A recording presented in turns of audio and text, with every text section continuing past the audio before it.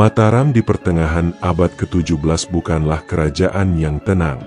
Di tengah reruntuhan istana yang agung dan medan perang yang belum lama hening, berdirilah seorang pangeran muda dengan ambisi lebih besar dari bayang-bayang ayahnya sendiri. Namanya Raden Mas Rahmat, kelak akan dikenal dunia dengan dua nama sekaligus, Sunan Mataram dan Sunan Amral. Ayahnya, Amangkurat I, adalah seorang raja dengan tangan besi. Ia membungkam para ulama dan bangsawan, membantai ribuan lawannya, dan bersekutu dengan VOC untuk mengamankan tahtanya. Tapi darah yang ia tumpahkan menumbuhkan dendam. Dari jantung kekuasaan sendiri, sang putra mahkota menyimpan bara.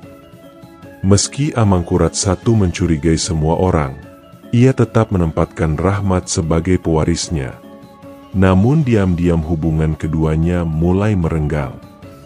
Rahmat merasa ayahnya telah kehilangan simpati rakyat dan kesaktian spiritual para leluhur. Ia menilai kerajaan butuh pemimpin baru. Bukan tiran tua yang bersandar pada kekuatan asing, tetapi raja muda yang bisa merebut hati rakyat, meskipun harus bersekongkol dengan pemberontak. Ketika Trunojoyo, bangsawan Madura keturunan ningrat dan ulama, mengangkat senjata terhadap Mataram pada tahun 1674, Raden Mas Rahmat melihat peluang emas. Aliansi dibentuk dalam bayang-bayang malam, seorang pangeran yang ingin tahta, dan seorang pejuang yang ingin menumbangkan penguasa tiran. Dengan bantuan pasukan Madura dan Makassar, Trunojoyo mengguncang fondasi Mataram.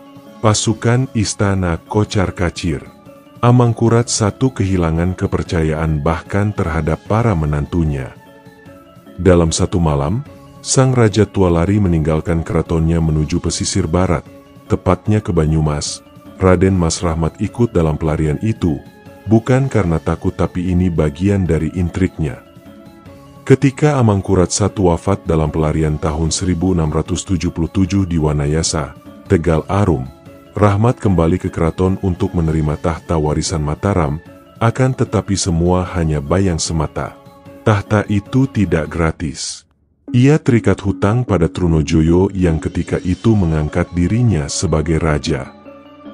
VOC yang saat itu mulai menancapkan pengaruh di pesisir utara Jawa, menawarkan bantuan kepada Amangkurat II untuk menaklukkan kembali Mataram dari Trunojoyo. Namun di balik bantuan itu tersembunyi kontrak panjang, hutang perang, hak monopoli dagang, dan penguasaan pelabuhan. Inilah awal rakyat menjuluki sang raja baru dengan gelar sinis, Sunan Amral, pelesetan dari Admiral atau Laksamana, karena kedekatannya yang mencolok dengan VOC. Dan ia adalah raja Jawa pertama yang memakai pakaian dinas ala Eropa, khususnya seragam Angkatan Laut Belanda. Trunojoyo adalah pemimpin perang sejati. Ia mendirikan markas di Kediri dan bahkan menobatkan dirinya sebagai raja. Namun, bagi Amangkurat II, Trunojoyo adalah duri dalam daging, sekutu yang harus segera disingkirkan. Pada tahun 1679, Amangkurat II dan VOC menjalankan rencana jangka panjang mereka, menundukkan Trunojoyo secara militer. Pasukan gabungan Belanda, Jawa, dan pelarian Bugis dipimpin oleh Kapten Tak dan Jan Albert Slot. Mereka menyerbu Kediri dengan kekuatan penuh. Trunojoyo kalah dan melarikan diri ke pegunungan. Namun, para prajurit VOC berhasil menangkapnya dan menyerahkannya kepada Amangkurat II secara hidup-hidup. Dalam tradisi Jawa, musuh besar yang sudah menyerah selayaknya dimaafkan, atau setidaknya dijadikan tawanan kehormatan. Tapi Amangkurat II punya rencana lain. Trunojoyo dibawa ke keraton dan dibunuh dengan tangan raja sendiri di hadapan para petinggi VOC. Tindakan ini bukan hanya simbol kekuasaan, melainkan juga pesan dingin. Tidak ada ruang bagi pengkhianatan, bahkan bagi mantan sekutu. Tapi darah Trunojoyo tak mudah hilang dari tanah Jawa. Bagi sebagian orang, inilah titik awal kutukan bagi terah Amangkurat II. Setelah Trunojoyo tewas, VOC berharap Amangkurat II akan menjadi raja yang patuh. Namun mereka salah. Sang raja licik ini mulai memainkan politik dua muka, berpura-pura tunduk, tetapi diam-diam menyusun kekuatan. Ia memindahkan ibu kota ke Kartasura, membangun istana baru yang jauh dari pusat konflik lama. Namun Kartasura bukan hanya tempat tinggal, ia adalah medan permainan kekuasaan, di mana rahasia, asmara, dan darah bercampur dalam tembok batunya. Disinilah kisah kelam berikutnya terjadi, kisah cinta terlarang, skandal dalam istana, dan pembunuhan yang dipicu oleh nafsu dan iri hati. Kartasura bukan sekadar ibu kota baru, ia adalah medan permainan kekuasaan yang licik dan sunyi. Di balik tembok istana yang kokoh, bersemayam aib yang tak berani disuarakan, bahkan oleh para dayang istana. Dan di tengah pusaran skandal itu, berdirilah Raden Ayu Singasari, perempuan bangsawan yang memikat dan berbahaya. Ia adalah istri dari Pangeran Singasari, salah satu saudara tiri Amangkurat II. Tapi lebih dari itu, ia juga adik tiri Amangkurat II sendiri, lahir dari selir berbeda. Dalam aturan kerajaan, hubungan darah seperti itu tidak sepenuhnya tabu. Tapi apa yang terjadi di antara mereka melewati batas adat dan keadaban. Skandal ini tidak sekadar rumor. Dalam catatan-catatan babat dan arsip laporan Belanda, disebutkan bagaimana Raden Ayu Singasari sering keluar masuk kamar raja pada malam hari, dengan alasan menghadap untuk urusan istana. Tapi suara-suara yang tersisa dari para emban dan kasim tua menyimpan cerita lain, tentang desahan rahasia, kecemburuan, dan hasrat yang ditahan terlalu lama. Amangkurat II, meski sudah memiliki permaisuri, jatuh dalam pelukan Raden Ayu. Ia memanjakan sang perempuan dengan hadiah, pangkat, dan pengaruh.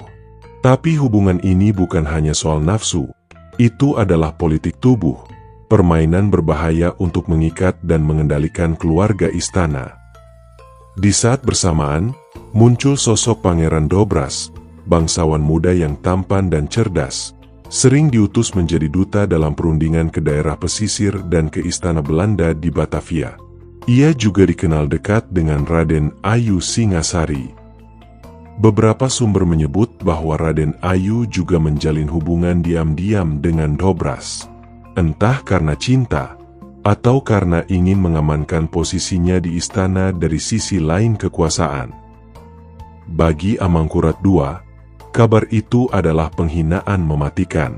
Ia, sang raja, yang telah mengkhianati saudaranya sendiri demi perempuan itu, kini dikhianati pula. Tapi ia tidak bertindak frontal. Ia menunggu. Ia merencanakan. Sebagai raja, Amangkurat II memiliki banyak cara untuk menghancurkan lawan. Tapi untuk urusan pribadi, ia memilih cara licik, tidak langsung, dan menyakitkan. Maka, rencana untuk melenyapkan Pangeran Dobras pun disusun, tanpa menyentuh darahnya sendiri. Amangkurat II memanggil Pangeran Singasari ke pendapa. Dengan wajah bijak dan suara bergetar, ia berkata, "Saudaraku, aku hanya ingin melindungimu dari aib. Istrimu, Raden Ayu, telah mempermalukan nama baikmu. Ia berhubungan dengan Dobras. Bahkan para prajurit sudah membicarakannya." Pangeran Singasari, yang sudah lama curiga, murka, tapi ia tidak menyalahkan raja. Justru ia merasa dibela oleh kakaknya. Inilah kemenangan terbesar Amangkurat II, membuat saudaranya merasa berhutang, saat ia sendiri adalah dalang utama pengkhianatan. Tak lama kemudian, Pangeran Dobras dibunuh. Tidak dalam pertempuran, tapi dalam pengadilan palsu, dituduh merusak kehormatan keluarga kerajaan. Eksekusinya cepat dan sunyi, tanpa upacara, tanpa tabuhan genderang. Hanya darah yang tumpah dan nama yang dibungkam. Setelah kematian Dobras, Raden Ayu pun dijauhkan. Ia tidak dihukum mati, karena statusnya sebagai bangsawan utama, tetapi diasingkan ke sayap timur istana, dikelilingi dayang-dayang bisu dan tanpa akses ke politik istana. Sebagian catatan menyebut ia akhirnya meninggal dalam kesepian, sebagian lain percaya ia dipaksa menjadi selir rahasia dalam kesunyian. Bagi Amangkurat II, semua musuh telah dibereskan.